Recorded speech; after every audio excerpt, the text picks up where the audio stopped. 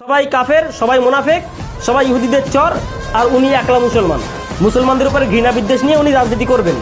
কতটা জঘন্য ওর মতাদর্শ বুঝতে পারছেন? এ পর্যন্ত আব্বাস সিদ্দিকী কার কার উপরে না ফতোয়া দিয়েছে বলুন তো? কাউকে ফতোয়া দিতে বাকি রেখেছে? কাফের ফতোয়া। বাড়ি থেকে আমি 50 লাখ টাকা নিয়ে এসে কাজ করে দেখিয়ে দেবো। কেউ যদি বলে কি উত্তর দেবে যে 5 বছর শেষ হওয়ার সাথে সাথে চিন্তা করিস না, তোদের বাড়িতেও কাগজ পৌঁছে যাবে। আর যদি না খরচ করতে পারে, ওয়াদা করে গেছে ওই টাকাটা নিয়ে এসে বাংলার মানুষে বিলি করবে। আমি কি বলেছি যে আমার 5 বছর শেষ হওয়ার পূর্বেই কি কি কাজ করেছি আমি খামে ভুরে, বা শেষ হওয়ার সাথে সাথে খামে ভুরে প্রত্যেকের ভোটারের বাড়ি পৌঁছে দেবো। ধৈর্য আরা হচ্ছে কেন অত ওরা ভাই বলুন? যদি এটাও বলেছি যে ধরুন আমি 3 কোটি টাকা বা 3.5 কোটি টাকা বছরে 5 বছরে আমার খরচ করতে পারবো, যদি সরকারের কাছ থেকে আমি বার না করতে পারি, ধরুন না 3 কোটি টাকার কথা বলি, 2.5 কোটি টাকার কাজ করেছি, 50 লাখ কাজ করতে পারিনি, অত ধৈর্য আর হচ্ছে কেন? আমার বিরুদ্ধে বলার ওদের আর জায়গা নেই।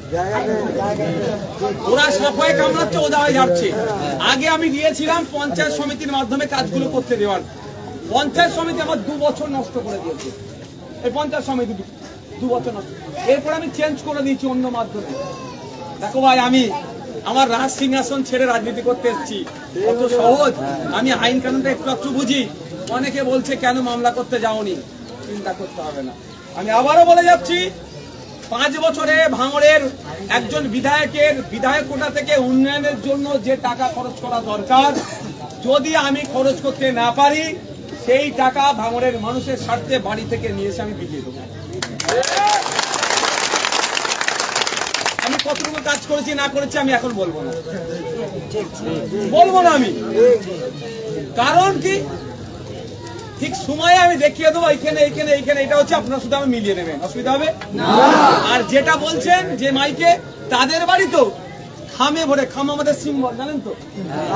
হ্যাঁ, আমাদের সিম্বল খাম, খামে ভরে তাদের বাড়িতেও পৌঁছে দেবো আমি। যদি এটা সম্ভব না হয়ে ওঠে, তাহলে এই বুথে বুথে বড় বড় ব্যানার হয় না, ব্যানার করে আমি টাঙিয়ে দেবো যে 5 বছরে কি কি করি। এবার আপনার জানা দরকার, একজন এমএলএ 5 বছরে আগে ছিল 3 কোটি টাকা পাবে, এখন 5 বছরে এমএলএরা 3.5 কোটি টাকা পাচ্ছে। এই যে 50 লাখ টাকা বেড়েছে কার জন্য জানেন? ভাঙড়ের এমএলএর জন্য, ওই নটোরিয়াস ক্রিমিনালের জন্য কিন্তু নয়। ও বলার সাহস নেই। বিধানসভায় দাঁড়িয়ে আমি বলেছিলাম বছরে 2 কোটি টাকার কাজের ব্যবস্থা করা দরকার এক একটা এমএলএ, সেটা মাত্র 50 লাখ বেড়েছে। কিন্তু বেড়েছে সেটাও 2011 সাল থেকে 2023 সাল পর্যন্ত 1 টাকাও বাড়েনি। বেড়েছে কার জন্য? আপনাদের জন্য। আপনারা ভোট দিয়ে যাকে পাঠিয়েছিলেন, সে গিয়ে ওখানে চিৎকার করার জন্য বেড়েছে। দরকার এই যে 3 কোটি বা 3.5 কোটি টাকা, 1 টাকা কিন্তু এমএলএরা হাতে থাকবেন, হাতে পায় না। আমাদের কি করতে হয়? প্রস্তাব দিতে হয়। ডিস্ট্রিক্ট প্ল্যানিং অফিসার আছে, ডিস্ট্রিক্টে একটা আছে ডিপার্টমেন্ট, ডিস্ট্রিক্ট প্ল্যানিং অফিসার। ওখানে প্রস্তাব দিতে হয় যে আমার এইখানে, তোমাদের যেমন তোমাদের অঞ্চলের আছে তো, এখানে লাইটের দরকার, এখানে শ্মশানে যাই দাহ করতে, যারা যায় লাইট থাকে না, অসুবিধা হয়, এখানে লাইটের দরকার। কবরস্থানে রাত্রিবেলা অনেক দাফন খাপন হয়, এখানে একটা লাইটের দরকার। এই ধরনের। সো বস, ভিডিওটা তো অবশ্যই আপনারা সবাই দেখলেন ফার্স্ট টু লাস্ট।